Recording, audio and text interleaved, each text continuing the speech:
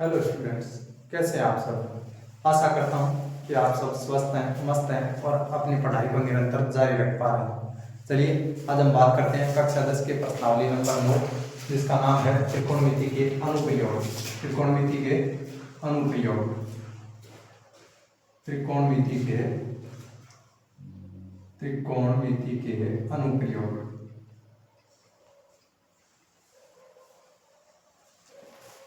देखिए, इस प्रश्नावली में ज्यादातर स्टूडेंट्स सीधा प्रश्न को समझने का प्रयास करते हैं, जबकि आपको ऐसा नहीं करना है। हमें सबसे पहले तरीका समझना है कि किस तरीके से हम आगे बढ़ सकते हैं। इस प्रश्नावली के अंदर एक सूत्र यूज में आता है जिसका नाम है लाल बट्टे कक्का। इस सूत्र को समझने से पहले हम यह समझेंगे कि यह प्रश्नावली किस आधार पर टिकी हुई है। तो यह प्रश्नावली पूरी समकोण त्रिभुज के आधार पर टिकी हुई है। किस पर टिकी हुई है?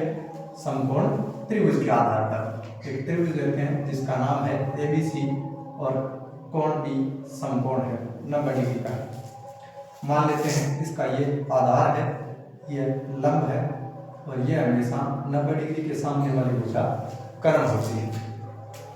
ज्यादातर स्टूडेंट्स गलतियां क्या करते हैं कि वो यहाँ से समझने की बजाय सीधा सवाल को समझने का प्रयास करते हैं।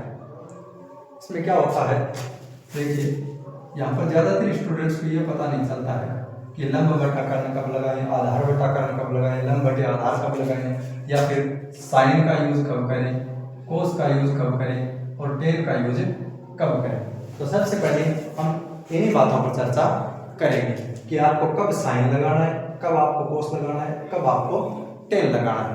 तो देखिए इसमें दो दो के जोड़े बनते हैं। देखो यहाँ से लंब कर्ण का जोड़ा, यहाँ से आधार कर्ण का जोड़ा और यहाँ से लंब आधार का जोड़ा निकलता है।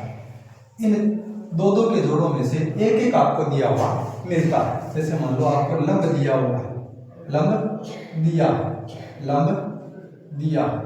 अब लंब दिया है तो हो सकता है आपसे आधार पूछ ले, हो सकता है आपसे कर्ण पूछ ले। सबसे पहले हम कर्ण पर चलते हैं। तो लंब दिया है और कर्ण पूछा है। क्या पूछा है? कर्ण पूछा है। तो आपका कॉम्बिनेशन क्या बनता है? लंब और कर्ण। देखो लंब और कर्ण किस में आ रहा है? लंब और कर्ण इसमें आ रहा है। ये कौन सा है? ये साइन है, ये कोस है, ये टेन है। लंब और कर्ण किस में आ रहा है?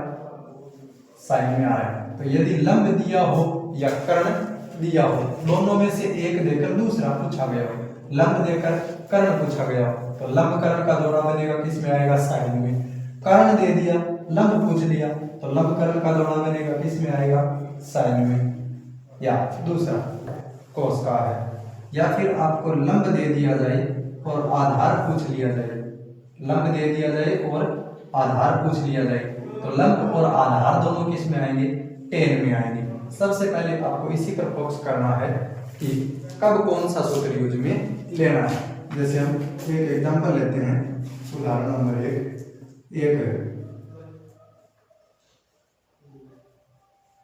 मीनार के शिखर पर बंधी डोरी को जमीन के किसी बिंदु पर बांध दिया जाता है। यदि डोरी की लंबाई 30 मीटर हो तथा डोरी भूमि के साथ है 60 डिग्री का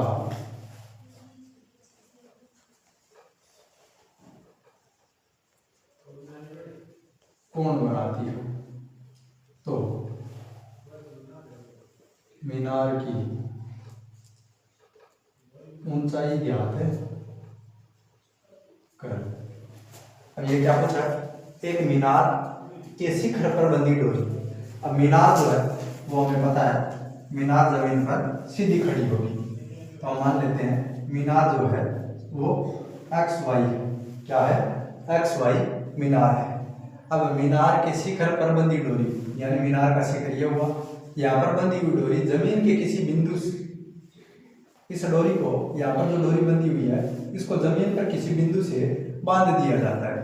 तो हम यहाँ पर जमीन पर एक बिंदु ले लेते हैं जेड, यहाँ पर डोरी को बांध दिया गया है। डोरी की लंबाई कितनी है, 30। ये डोरी है, इसकी लंबाई कितनी है, 30 मीटर है। कितनी है, 30 मीटर है। तो डोरी भूमि के साथ 60 डिग्री का कोण बनाती है। तो मीनार की ऊंचाई याद करो, ये भूमि है, इसके साथ कितने डिग्री का कोण बना रही है, 60 डिग्री का कोण बना रही है। मीनार की क्या ज्ञात करनी है, ऊंचाई ज्ञात करनी है। अब कोण यहाँ बन रहा है, यहाँ पर बन रहा है समकोण। समकोण के सामने वाली भुजा हमेशा क्या होती है, कर्ण होती है। कर्ण हमें दे रखा है, कर्ण के हमें दे रखा है 30 मीटर। कितना दे रखा है, 30 मीटर दे रखा है। अब कोण बन रहा है जेड पर और समकोण है एक्स। तो जहां कोण बन रहा है वो और समकोण दोनों को मिला दें तो आधार बनता है। क्या बनता है, आधार बनता है। तो यहाँ पर आधार है एक्स जेड। क्या है, एक्स जेड। और ऊंचाई है वाई जेड। ऊंचाई को क्या कहा जाता है, ऊंचाई को लंब भी कहते हैं। तो एक्स वाई यहाँ पर क्या है, लंब है। हमें लंब ज्ञात करना है, या मैं कहूँ एक्स वाई हमें ज्ञात करना है। क्या ज्ञात करना है, एक्स वाई। कर्ण दिया हुआ है, लंब ज्ञात करना है। अब कर्ण और लंब हमें लाल बट्टा कक्का में जाकर यह देखना है कि कर्ण और लंब दोनों किस में मिलते हैं। तो देखो कर्ण और लंब दोनों इसमें मिल रहे हैं, बाकी किसी में कर्ण और लंब दोनों नहीं मिल रहे हैं। तो हम ये लगाएंगे, ये किसका है, साइन का। तो यहाँ लग जाएगा साइन थीटा बराबर है लंब बट्टा कर्ण। लंब बट्टा कर्ण साइन है 60 बराबर है लंब कितना, लंब है हमारा एक्स वाई। कर्ण कितना है, कर्ण है, यहाँ से साइन 60 का मान √3/2 बराबर एक्स वाई बटे 30 को इस साइड में लेकर आएंगे तो 30 √3/2 बराबर एक्स वाई। ये 2 से 30 कट जाएगा, 15 बार 15 √3 बराबर एक्स वाई। ठीक है, तो इस प्रकार से करना है। देखो यहाँ पर क्या दे रखा था, डोरी की लंबाई दे रखी थी। जो हम चित्र बनाएंगे तो हमारा बनता है कर्ण। क्या बनता है, कर्ण। और पूछी क्या थी, मीनार की ऊंचाई पूछी थी। तो मीनार की ऊंचाई पूछी, तो मीनार की ऊंचाई है हमारे लिए लंब। तो हमारे यहाँ कर्ण और लंब का जोड़ा बना, जो कि साइन आता है। अब अगर मान लो यहाँ से हमें यह न पूछकर कि यहाँ तक कोण बनाती है तो मीनार की ऊंचाई ज्ञात करो। मीनार की ऊंचाई के स्थान पर यह ले देता, तो मीनार के पाद बिंदु से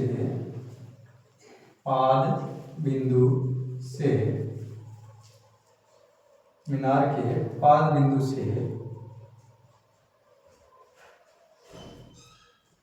मीनार के पाद से बिंदु की दूरी ज्ञात करो। दूरी ज्ञात करो, यानी मीनार के पाद से बिंदु की दूरी ज्ञात करो। मीनार का पाद यानी मीनार के पैर, तो मीनार के पैर हो गए यहाँ पर, इससे इस बिंदु की दूरी, तो ये होगा आधार। अब हमें कर्ण दिया हुआ मिलता, कर्ण दे रखा था 30 मीटर और हमें पूछा क्या जा रहा था, आधार पूछा जा रहा था। तो कर्ण और आधार दोनों किस में मिलते हैं, कर्ण और आधार दोनों देखो कोस में मिलते हैं। तो हम यहाँ पर अगर ये पूछा जाता तो हम यहाँ पर क्या लगाते, कोस लगाते। क्या लगाते, कोस। कोस थीटा बराबर आधार बट्टे कर्ण। आधार बट्टे कर्ण क्या आता, कोस 60 है। थीटा का मान कितना है 60। थीटा कहा जाता है कोण को। थीटा का मान कितना है 60 है। आधार कितना, तो आधार है एक्स जेड, तो ये लिख दिया एक्स जेड बटा कर्ण, तो कर्ण हमें दे रखा है 30। कर्ण कितना दे रखा है, कर्ण दे रखा है 30। ठीक है। कोस 60 का मान, तो कोस 60 का मान हो गया 1/2 बराबर एक्स जेड बटे 30। 30 को इस साइड में लेकर आएंगे तो ये बनेगा 30/2 बराबर एक्स जेड। तो एक्स जेड बराबर आता हमारा 30 में 2 का भाग कितनी बार जाएगा 15 बार, तो ये हो जाता 15 मीटर। तो यहाँ आपको क्या समझना है, आपको यही समझना है कि ये जोड़े जो बनते हैं इनके आधार पर ही हमारे साइन कोस और टेन लगते हैं। यानी लंब दिया हुआ हो और कर्ण पूछ लिया जाए तो लंब कर्ण का जोड़ा बन जाएगा। आधार दिया हो और कर्ण पूछ लिया जाए तो आधार कर्ण का जोड़ा बन जाएगा। लंब दिया हो और आधार पूछ लिया जाए तो लंब आधार का जोड़ा बन जाएगा। और इन जोड़ों के आधार पर हमारे साइन कोस और टेन का यूज होगा। अब हम समझते हैं, इसमें दो कोण आते हैं। एक कोण है अवनमन कोण, अवनमन कोण, और एक है उन्नयन कोण, उन्नयन कोण। तो ये अवनमन कोण क्या होता है और उन्नयन कोण क्या होता है। जब हम ऊपर से नीचे की ओर देखते हैं तो भूमि के तल के साथ हमारी आंखों का बनने वाला कोण उन्नयन कोण होगा। यानी ऊपर से नीचे की ओर, यानी अवनमन कोण कहने का मतलब यह है कि अवनमन कोण हमेशा कहाँ बनेगा, ऊपर बनेगा। यहाँ जो कोण बनेगा वो होगा अवनमन कोण। सीधा सा समझो, परिभाषा कभी पूछी नहीं जाती है, हमें केवल समझना है कि पेपर में अगर अवनमन नाम आ जाए तो हमें कोण कहाँ बनाना है, कैसे बनाना है। ठीक है। तो अवनमन कोण ऊपर से नीचे देखने पर बनता है। तो मीनार के शिखर पर बैठा है या मंदिर के शिखर पर बैठा है या टावर के शिखर पर बैठा व्यक्ति अगर नीचे की ओर देख रहा है तो उसकी आंखों का भूमि के साथ बनने वाला कोण अवनमन कोण होगा। अब आप कहेंगे सर ऊपर भूमि कैसे आई, तो ऊपर भूमि की हम काल्पनिक रेखा मानेंगे। भूमि की उस काल्पनिक रेखा के साथ, यानी भूमि की इस भूमि के समांतर ऊपर भूमि की एक काल्पनिक रेखा हम मान लेंगे। उस रेखा के साथ हमारी आंखों का जो कोण बनेगा उसी कोण को हम क्या कहेंगे, अवनमन कोण कहेंगे। अवनमन कोण हमेशा उन्नयन कोण के यहाँ बराबर होगा, क्योंकि ये रेखा क्या होगी, ये रेखा इस रेखा के समांतर होगी। और उल्टे जेड की आकृति में बनने वाले कोण कौन से होते हैं, एकांतर कोण होते हैं। तो यहाँ पर जो कोण बनेगा वो इस कोण के बराबर होगा। यानी यह अगर 50 है तो ये भी 50 होगा, ये अगर 40 है तो ये भी 40 होगा। लेकिन आपको दोनों जगह पर कोण बनाकर दिखाना पड़ेगा कि यहाँ अवनमन कोण है और यह कोण यहाँ पर बन रहा है। अब उन्नयन कोण की बात करें तो उन्नयन कोण हमेशा नीचे से ऊपर की ओर बनता है।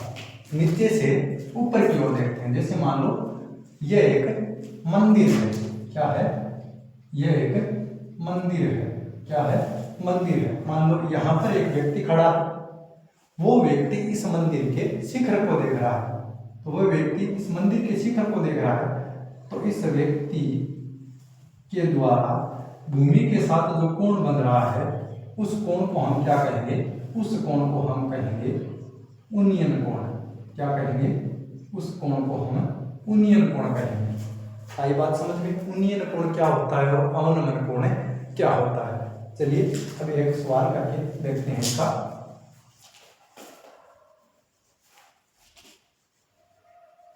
एक है टावर के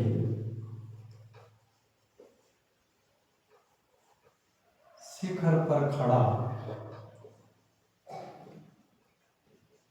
व्यक्ति भूमि पर एक कार को 30 डिग्री के अवनमन कोण पर, अवनमन कोण पर देखता है। यदि